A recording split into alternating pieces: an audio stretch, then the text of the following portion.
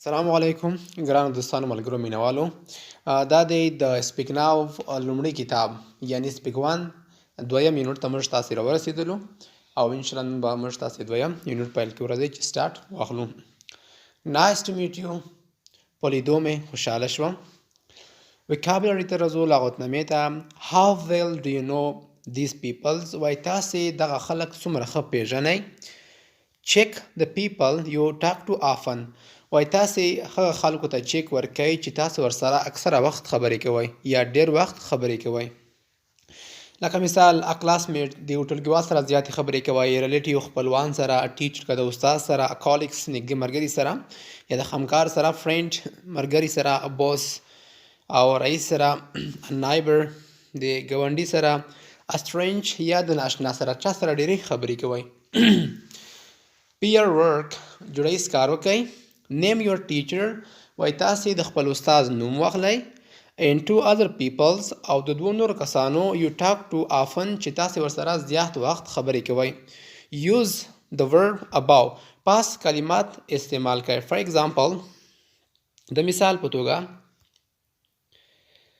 my name is Mr. Lyons، زما نوم Mr. Lyon دی. my classmate's name is Bobby، زما د همصنفي نوم بوبي دی. my friend name is Alan، زما د ملګري نوم Alan دی. conversation 2 city A، listen، وایي تاسې غوږ ونیسئ. where does Jez live، Jez چېرته اوسیږي، جیزي. how old is Tezzy، او ټوزي یعنی ټیزي څومره عمر لري یا څو کلنه ده. نو لاندې خبرې موږ تاسو اوس پښتو ته ژباړو. یو دی جیزي، هاي. الکس، هاي. are you new to the building، آیا ته دغه ودانۍ ته نوی راغلی یې؟ جیسي ورته yes I just moved in، یعنی همدا اوس راکډه شوم یا همدا اوس راغلم. الکس ورته وایي well welcome neighbor، ښه راغلاست زما ګاونډي. my name is Alex، زما نوم الکس دی.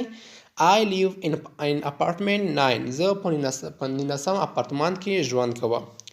جیزي ورته وایي nice to meet you، ستاسو په لیدو هم خوشحاله شوم.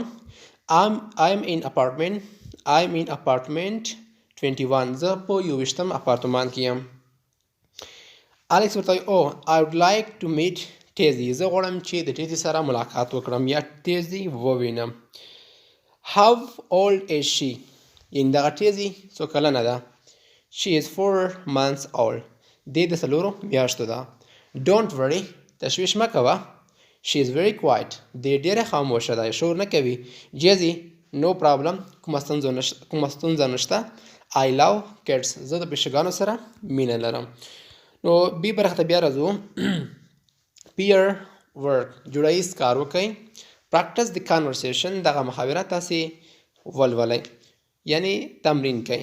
write the changes you hear about، وایي تاسې هغه بدلونونه ولیکئ چې تاسې پاس واوریدل. the bold words، هغه غټ لغتونه.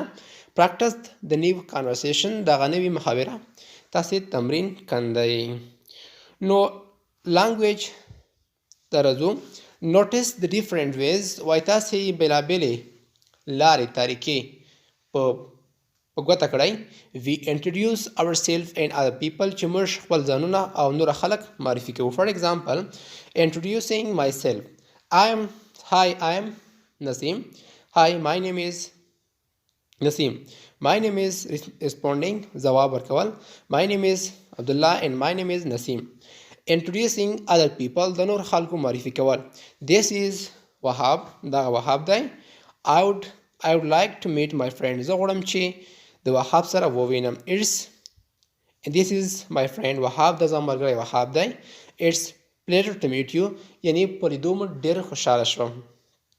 I would like to meet my friend، زه غواړم چې د خپل ملګري سره ووینم.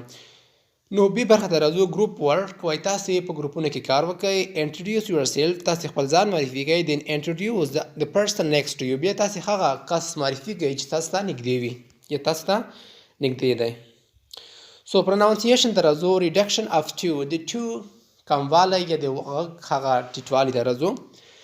notice how two is reduced in these sentences، وایي تاسې په ګوته کړئ چې څنګه د two په دغه جملو کې کمیږي، یعنی اواز شي ټیټیږي. nice to meet you، په لیدو مې خوشحاله شوم. I would like to meet my classmates. زه غواړم چې د خپل ټولګیوال سره ووینم. It's great to meet you. ښه شپه چې تاسو سره مې ولیدل. Take turn practicing the sentences in part A. وایي تاسې په خپلوال سره دغه جملې تمرین کړئ in part A په اوله برخه کې. Pay attention to the reduction of T. تاسې دغه شي ته توجه وکړئ. تاسې دغه T reduction ته توجه وکړئ. Pay attention توجه کول. Speak with confidence. لاندې راځو وروستۍ برخه ده. So answer the question. وایي تاسې دغه پوښتنو ته ځوابونه ورکړئ. What's your first name? ستا لومړی نوم څه دی؟ ځواب خپله ورکړه. What's your last name? ستا وروستی نوم څه دی؟ Where you from? د کوم ځای؟ Where you work? یا چیرته کار کوي او چیرته زده کړه کوي. بی کې بیا راځو peer work جوړیز کار وکړئ. Introduce yourself. تاسې خپل ځان معرفي کړئ. Use your answer. تاسې ځوابونه استعمال کړئ from part A لاولې برخې څخه. For example, لاندې راځو. So, hello, I am Carlos. سلام زه کارلوس یم.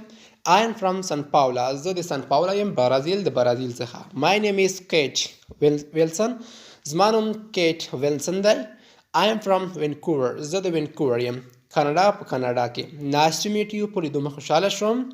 I am a student at a college. زه یو زده کوونکی یم د کالج په ښار کې. I am a student at a city college. یعنې زه د ښار په یو کالج کې زده کوونکی یم. Class activity. Go around the class. تاسې سیم کې شاوخوا لوړ شئ. Introduce yourself. تاسې your partner to other. تاسې خپل ملګری بل ملګري ته معرفي کوئ. For example, excuse me. وبخئ. This is my new friend. دا زما نوی ملګری دی. Kate Wilson. She is from Canada. دی د کاناډا ده.